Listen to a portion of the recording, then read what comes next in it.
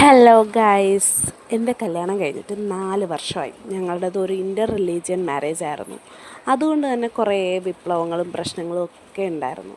ഞങ്ങളുടെ കല്യാണം കഴിഞ്ഞിട്ട് ഞങ്ങൾക്ക് ഇതുവരെ ഒരുമിച്ചൊരു നോമ്പ് തുറ ഉണ്ടായിട്ടില്ല. കല്യാണം കഴിഞ്ഞൊരു 2 മാസം കഴിഞ്ഞപ്പോൾ ആദ്യത്തെ നോമ്പ് വന്നു. പ്രശ്നങ്ങളും വിപ്ലവങ്ങളും ഒക്കെ ആയിട്ട് അത് പിടിക്കാനൊന്നും പറ്റിയില്ല ഒരുമിച്ച്.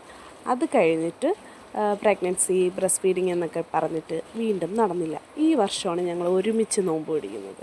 അപ്പോൾ ആ നോമ്പ് തുറ വിഭവങ്ങളാണ് നിങ്ങൾ കാണാൻ പോകുന്നത്. മുന്തിരി വെച്ച് 2 ജ്യൂസ് ഉണ്ടാക്കിയിട്ടുണ്ട്. ഇനി ഞാൻ സ്വന്തമായിട്ട് റിസർച്ച് ചെയ്ത് വെച്ച ഒരു സോയാബീൻ പുട്ടാണ് നിങ്ങളെ കാണിച്ചു തരാൻ പോകുന്നത്. അതിന് വേണ്ടിയിട്ടാണ് ഈ സാധനങ്ങളൊക്കെ ഞാൻ അരിഞ്ഞ് പറക്കുന്നത്. കണ്ടാലറിയാമല്ലോ, സവാള, തക്കാളി, പച്ചമുളക് ഒക്കെയാണ്. ഇനി തിളച്ച വെള്ളത്തിലോട്ട് സോയാബീൻ ഇട്ട് ജസ്റ്റ് ഒന്ന് കറക്കിയെടുക്കുക. എന്നിട്ട് അതിൽ നിന്ന് വെള്ളത്തിൽ നിന്ന് കോരി മാറ്റുക. അത് കഴിഞ്ഞ് വെള്ളം ഒഴിച്ചൊന്ന് നിറഞ്ഞു വരുമ്പോഴത്തേക്കും വെള്ളം നല്ലതുപോലെ പിഴിഞ്ഞ് കളഞ്ഞെടുക്കുക. ഇതുപോലെ നല്ലതുപോലെ പിഴിഞ്ഞ് കഴിഞ്ഞിട്ടില്ല എന്നുണ്ടെങ്കിൽ പണി കിട്ടും. എന്നിട്ട് മിക്സിയിലിട്ട് ജസ്റ്റ് ഒന്ന് ക്രഷ് ചെയ്തെടുക്കുക. അതിനുശേഷം ഒരു ചട്ടി അടുപ്പിൽ വെച്ച് വെളിച്ചെണ്ണ ഒഴിക്കുന്നുണ്ട്.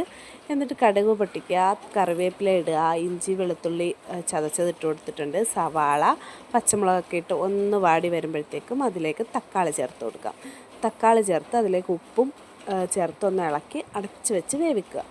കുറച്ച് വേവിച്ച് കഴിയുമ്പോഴത്തേക്കും അതിലേക്ക് മസാലപ്പൊടികൾ ഇടാനായിട്ടുള്ള സമയമാവും. മഞ്ഞൾപ്പൊടി, പെരുംജീരകപ്പൊടി, കുരുമുളക് പൊടി, മല്ലിപ്പൊടി, മുളക് പൊടിയൊക്കെയാണ് ചേർക്കുന്നത്. ഇനി ജസ്റ്റ് ഒന്ന് മിക്സ് ചെയ്യുക. എന്നിട്ട് നേരത്തെ ക്രഷ് ചെയ്ത് വെച്ചിരിക്കുന്ന സോയാബീൻ ഇട്ടെടുക്കുക. എന്നിട്ടത് നന്നായിട്ട് ഇളക്കി യോജിപ്പിക്കുക. ഇതേപോലെ ആക്കിയെടുക്കുക. ഇനി അരിപ്പൊട്ടിലാണ് ഞാൻ സാധാരണ ഉണ്ടാക്കുന്നത്. അരിമാവില്ലാത്തതുകൊണ്ട് ഇത്തവണ ഗോതമ്പ് പൊടിയിലാണ് ഉണ്ടാക്കുന്നത്. അതിനുശേഷം ഇതേപോലെ തേങ്ങ ആക്കി ഇട്ട് കൊടുത്തു, മാവിട്ട് കൊടുത്തു, മസാല ഇട്ട് കൊടുത്തു, വീണ്ടും അതിൻ്റെ മണ്ടയ്ക്ക് മാവിട്ട് കൊടുക്കുക, അടച്ച് വെച്ച് വേവിക്കുക. അപ്പോൾ ഇതാണ് നമ്മുടെ സാധനം. ഇത്രയേ ഉള്ളൂ. വളരെ ചെറിയ ലളിതമായ നോമ്പ് തുറയാണ്.